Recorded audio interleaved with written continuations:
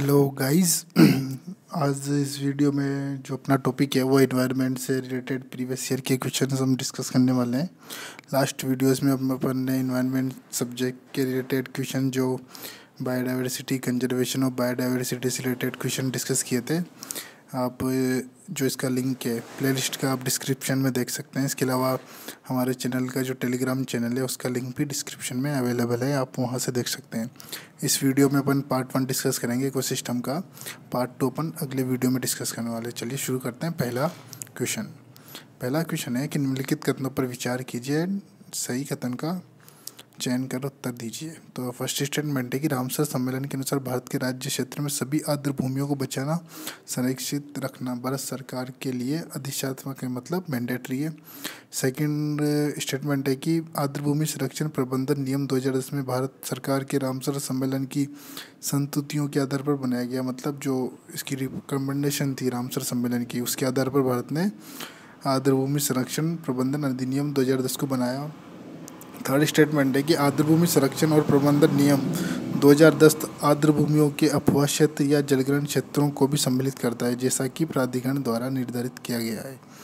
तो रामसर सम्मेलन 1975 में लागू हुआ था, भारत इसमें 1982 में शामिल हुआ था। इसके अलावा विश्व आर्द्र भूमि दिवस 2 फरवरी को मनाया जाता है। तो इसका जो स्टेटमेंट 1 है ये गलत है, क्योंकि भारत के लिए मैंडेटरी नहीं है। एंड जिसका स्टेटमेंट सेकंड है वो सही है, क्योंकि भारत ने 2010 में आर्द्र भूमि संरक्षण प्रबंधन अधिनियम नियम बनाया था। एंड जिसका थर्ड ऑप्शन है, इसमें जो अपवाह क्षेत्र, जलग्रहण क्षेत्र, दलदल भूमि या कोई भी नम भूमि है उसी को इसमें क्षेत्र को सम्मिलित किया जाएगा। तो इसका ऑप्शन बी सही हुआ, जिसमें स्टेटमेंट सेकंड एंड थर्ड सही है। इसका सेकंड क्वेश्चन है कि निम्नलिखित कथनों पर विचार कीजिए, एंड इसमें भी अपन को सही उत्तर चयन करना है, सही स्टेटमेंट का चयन करना है कि विश्व की सर्वाधिक प्रवाल भित्तियाँ उष्णकटिबंधीय सागर जलों में पाई जाती है। सेकंड स्टेटमेंट है कि विश्व की 1/3 से अधिक प्रवाल भित्तियाँ ऑस्ट्रेलिया, इंडोनेशिया, फिलीपींस के राज्य क्षेत्रों में स्थित है। थर्ड स्टेटमेंट है कि उष्णकटिबंधीय वर्षावनों की अपेक्षा प्रवाल भित्तियाँ कहीं अधिक संख्या में जंतु संघों का प्रपोषण करती है। तो विश्व की जो सर्वाधिक प्रवाल भित्तियाँ हैं वो उष्णकटिबंधीय सागरों में मिलती है, ये इसका स्टेटमेंट सही है।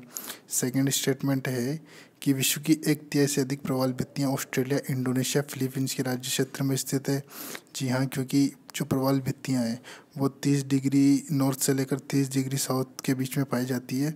इनके जीवित रहने की ये अनुकूल स्थिति है, जिसमें 20 डिग्री सेंटीग्रेड से लेकर 21 डिग्री सेंटीग्रेड का टेम्परेचर भी अनुकूल पाया। इनको आवश्यकता होती है टेम्परेचर की, वो ये होती है कि 20 डिग्री सेंटीग्रेड से लेकर 21 डिग्री सेंटीग्रेड तक का तापमान की आवश्यकता होती है। विश्व की सबसे अधिक प्रवाल भित्तियाँ ऑस्ट्रेलिया के उत्तर पूर्वी तट पर स्थित ग्रेट बैरियर रीफ में पाई जाती है। एंड थर्ड इसका जो स्टेटमेंट है तो ये भी इसका सही स्टेटमेंट है। थर्ड इसका स्टेटमेंट है कि उष्णकटिबंधीय वर्षावनों की अपेक्षा प्रवाल भित्तियाँ कहीं अधिक संख्या में जंतु संघों का पोषण करती है। तो ये इसका स्टेटमेंट भी सही है, क्योंकि जब भी कोई प्रवाल मरता है तो दूसरों के शरीर पर एक कड़ी के रूप में विकसित होता है, जिससे अधिक जंतु संघों का परिपोषण ये कर पाती है। तो इसका ऑप्शन डी सही होगा, जिसमें स्टेटमेंट फर्स्ट, सेकंड, थर्ड तीनों सही है। थर्ड क्वेश्चन है कि मरुस्थलीकरण को रोकने के लिए संयुक्त राष्ट्र अभिसमय United Nation Conservation to combat Desertification के क्या महत्व है। तो इसके अपन तीन स्टेटमेंट हैं। पहला स्टेटमेंट है कि इसका उद्देश्य नव परिवर्तनकारी, मतलब इनोवेटिव राष्ट्रीय कार्यक्रम एवं समर्थक अंतर्राष्ट्रीय भागीदारी के माध्यम से प्रभावी कार्यवाही को प्रोत्साहित करता है। जी हाँ। सेकंड जो इसका स्टेटमेंट है, यह विशिष्ट रूप से दक्षिण एशिया, उत्तरी अमेरिका के क्षेत्रों पर केंद्रित होता है तथा इसका सचिवालय इन क्षेत्रों को वित्तीय संसाधनों के बड़े हिस्से का नियंत्रण सुलभ करवाता है। थर्ड इसका स्टेटमेंट है कि यह मरुस्थलीकरण को रोकने में स्थानीय लोगों की भागीदारी को प्रोत्साहित करते हुए उद्यमी प्रोग्राम उपागम बॉटम अप अप्रोच के लिए प्रतिबद्ध है। तो मरुस्थलीकरण का प्रोग्राम था ये 1992 में रियो सम्मेलन की अनुशंसा पर ये 1996 में वास्तविक रूप में अस्तित्व में आया था, जिसका यही उद्देश्य था कि नव परिवर्तनकारी इनोवेटिव प्रोग्राम स्टार्ट करना। तो इसका फर्स्ट जो स्टेटमेंट है वो सही है। सेकंड स्टेटमेंट इसका गलत है, क्योंकि यह दक्षिण एशिया और उत्तरी अफ्रीका पर ही केंद्रित ना होकर Africa, Asia, Latin America, Caribbean द्वीप समूह, मध्य व पूर्वी यूरोप तथा उत्तरी भूमध्य सागरीय क्षेत्र पर भी ये कार्य करता है। तो इसका स्टेटमेंट सेकंड सही है। फर्स्ट स्टेटमेंट नहीं, सेकंड स्टेटमेंट गलत है, फर्स्ट स्टेटमेंट सही है। थर्ड स्टेटमेंट है कि यह मरुस्थलीकरण को रोकने के लिए स्थानीय लोगों की भागीदारी को प्रोत्साहित करता है। जी हाँ, ये भी सही है। तो इसका ऑप्शन सी सही होगा। इसके अलावा भारत ने जो बहुस्तरीकरण को रोकने के लिए 1996 में NAPCD प्रोग्राम स्टार्ट किया था, जिसकी फुल फॉर्म में national action plan to combat desertification. ये प्रोग्राम भारत सरकार के द्वारा चलाया गया था। इस प्रोग्राम में सूखा प्रबंधन की तैयारियां और शमन, जन जागरूकता, स्थानीय समुदाय के जीवन स्तर को सुधार हेतु कार्य करना था। एंड फोर्थ इसका क्वेश्चन, तो इसका सी ऑप्शन सही होगा। फोर्थ क्वेश्चन है कि निम्नलिखित में से कौन सा एक इकोसिस्टम शब्द का सर्वोत्कृष्ट वर्णन है। तो ऑप्शन 1 है कि ये एक दूसरे से अन्योन्य क्रिया करने के लिए जीवों का एक समुदाय है। बी उसका ऑप्शन है कि पृथ्वी पर वह भाग जो सजीव जीवों द्वारा अवस्थित है। थर्ड इसका ऑप्शन है कि जीवों का समुदाय और साथ ही वह पर्यावरण जिसमें वे रहते हैं। इसका डी है किसी भौगोलिक क्षेत्र में वनस्पति जात और प्राणी जात। तो इसका ऑप्शन सी सही होगा। जो इकोसिस्टम की परिभाषा है वो ये है कि वे सभी जैविक समुदाय, इसमें वे सभी जैविक समुदाय आते हैं जो एक क्षेत्र के भीतर एक साथ कार्य करते हैं तथा अजैविक घटक के साथ परस्पर क्रिया करते हैं। तो जीवों का समुदाय और साथ ही वो पर्यावरण जिसमें रहता है। तो इसका ऑप्शन सी सही होगा। क्वेश्चन नंबर 5 है कि निम्नलिखित कथनों पर विचार कीजिए और सही कौन सा कथन सत्य है। तो पारिस्थितिक कर्मता की विविधता जितनी अधिक होगी, पारिस्थितिकी तंत्र उतना ही अधिक स्थिर होगा। सेकंड स्टेटमेंट है कि जिन पारिस्थितिकी तंत्र में ऊर्जा प्रवाह ज़्यादा है, आहार श्रृंखला बड़ी होगी, वह पारिस्थितिकी तंत्र उतना ही अधिक स्थिर होगा। तो ये पारिस्थितिकी कर्मता के बारे में पहले मैं बता देता हूँ कि यदि पारिस्थितिकी जो कर्मता होती है किसी खास प्रजाति की, उसके पर्यावरण में कार्यात्मक भूमिका तथा स्थिति को ये प्रदर्शित करता है। इसके अंतर्गत प्रजातियों द्वारा उपयोग किए जाने वाले संसाधनों की प्रकृति, उनमें उपयोग के तरीके एवं समय पर उस प्रजाति की अन्य प्रजातियों के साथ प्रतिक्रिया को सम्मिलित किया जाता है।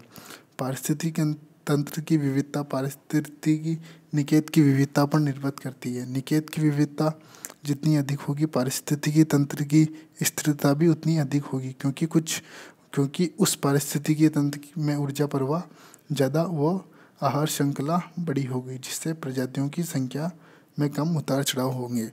तो इसका स्टेटमेंट सेकंड और स्टेटमेंट फर्स्ट दोनों सही है, क्योंकि पारिस्थितिकी कर्मता की विविधता जितनी अधिक होगी, पारिस्थितिकी तंत्र उतना ही अधिक स्थित होगा। और सेकंड इसका स्टेटमेंट है कि जिस पारिस्थितिकी तंत्र में ऊर्जा प्रवाह ज़्यादा और आहार श्रृंखला बड़ी होगी, वह पारिस्थितिकी तंत्र उतना ही अधिक स्थिर होगा। तो इसका आंसर भी सही है। 6 क्वेश्चन है कि निम्नलिखित कथनों पर विचार कीजिए और इसमें असत्य कथन का अपन को चयन करना है। तो उष्णकटिबंधीय विश्वित वनों में जैव विविधता अधिक होती है। एंड इसमें सेकंड है कि स्टेटमेंट उष्णकटिबंधीय वर्षा वनों के क्षेत्र में वर्षा की दृष्टि से उपयोगी होते हैं। तो जो उष्णकटिबंधीय क्षेत्र में सदाबहार वन पाए जाते हैं, विषुवतीय रेखा के निकट सदाबहार वन साल भर तापमान और आर्द्रता काफ़ी उच्च रहती है तथा औसत वार्षिक वर्षा 200 सेंटीमीटर से अधिक होती है तथा यहाँ जैव विविधता सर्वाधिक होती है।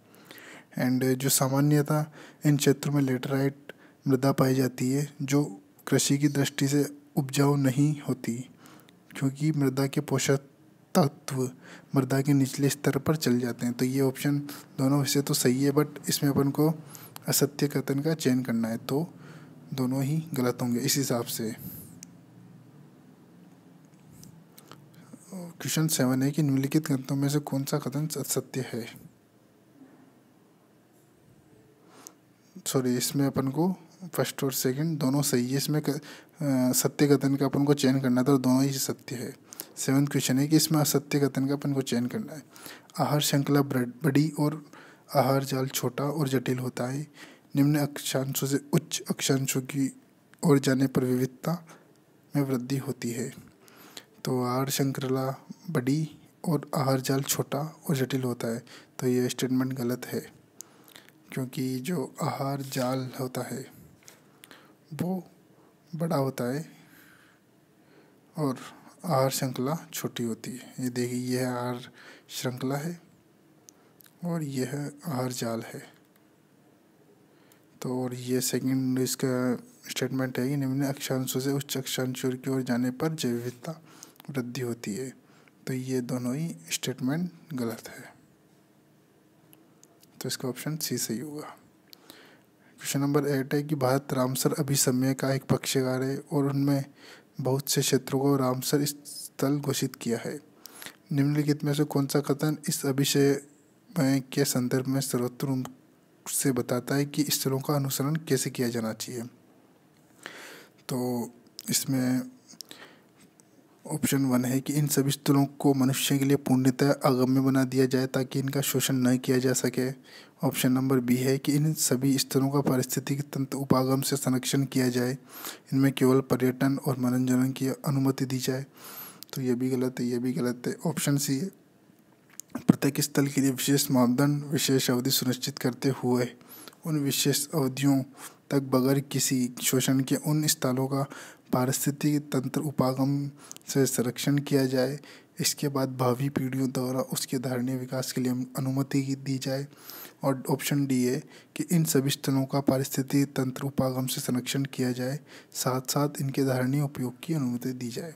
तो इसका ऑप्शन नंबर डी सही है, क्योंकि भारत में जो रामसर अभी समय जो घोषित हुआ था वो लागू हुआ था, भारत का पक्षकार है, तो यहाँ पर सभी इनका संरक्षण भारत सरकार द्वारा किया जाता है तथा यहाँ पर धारणीय विकास की अनुमति भी है और यहाँ पर पर्यटन मनोरंजन की अनुमति भी नहीं है। तो ये ऑप्शन 20 गलत होगा, ये आगम्य भी नहीं है।